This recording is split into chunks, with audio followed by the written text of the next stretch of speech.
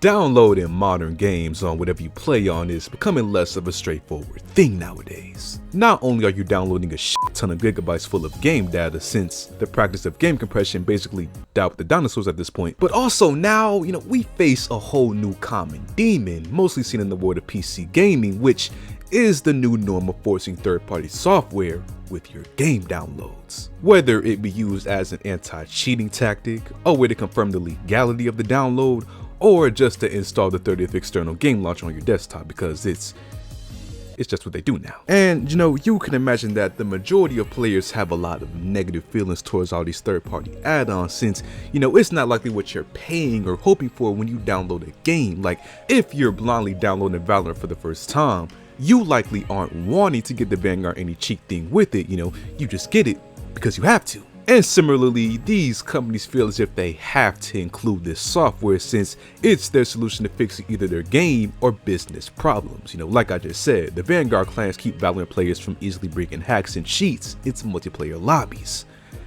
Well, at least for a little bit, those aimbot demons never really go away, they just evolve. But other than the pain of sacrificing more storage on things we didn't ask for, gamers also have a more egregious reason as to why they hate these third-party services, a reason that's a little bit more rare to see, but unfortunately the reality for current Capcom fans, as the mega company recently announced some changes that for many diehard fans will ruin the experience of classic Capcom titles.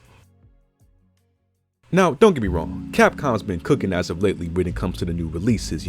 Dragon's Dogma 2 looks like a really dope game I'm excited for, and playing on Street Fighter 6 was hella fun.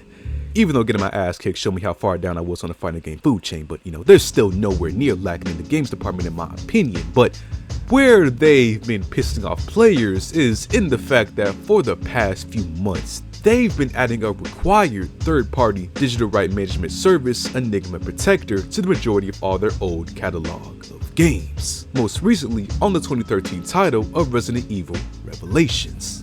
Now, DRM is something that I've talked about in full detail in an old video if you want to fully understand it, but in short, it's a service that's used to ensure that you can't illegally download the game it's included with, or sometimes not have access to changing the game's internal files. Basically, a pain in the ass for the regular players and a short-term obstacle for the piracy demons. And DRM usually doesn't have any significant effects on the game it's with, but it seems that Capcom decided to go balls deep hard in the paint, because players are reporting that Enigma Protector is so strict that it's blocking the majority of game mods that players have been using for years on these older titles. And mind you, a lot of these games are more than a decade years old, so the modding community within them that have been built over this long period of time just got seamlessly tarnished overnight. Right now, it's speculated that only 8 of these older games have been affected by the Enigma Protector program, but you can only imagine that the number will grow in the coming future. Now, one would probably ask as to why Capcom would implement something so hardcore, especially this late into all these old games' timelines. Well, unfortunately, Capcom is one of those companies that believes all game mods are pretty much a byproduct of a hell spawn and are on the same level of disruptive game hacks, which they've gone on record multiple times just to shit on the practice. They claim that game modding delivers a false advertisement, usually in a negative way, for players who are unaware of the official games, whether it be playing a modified version of the game's closed beta before it actually released, all the way up to the naked Chun-Li mod that went viral last year, which Capcom got furious over. And I kinda understand why, but like, what's wrong with a little naked Chun-Li? I mean,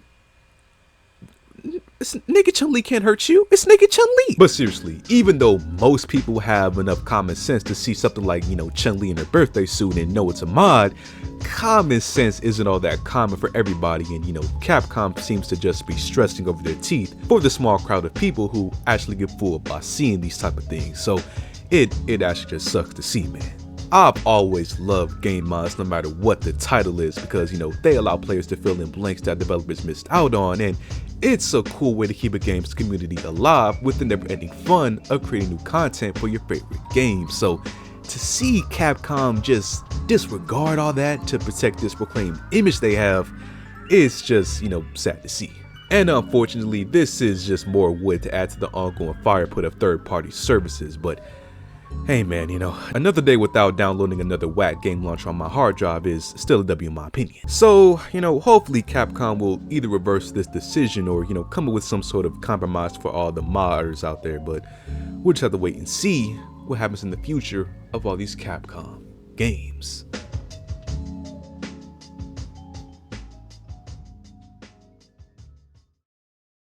So what do you guys think about Capcom and, this new change that they just added? Feel free to comment down below. So if you like on the video, subscribe if you haven't already. And I'll see you on the next one.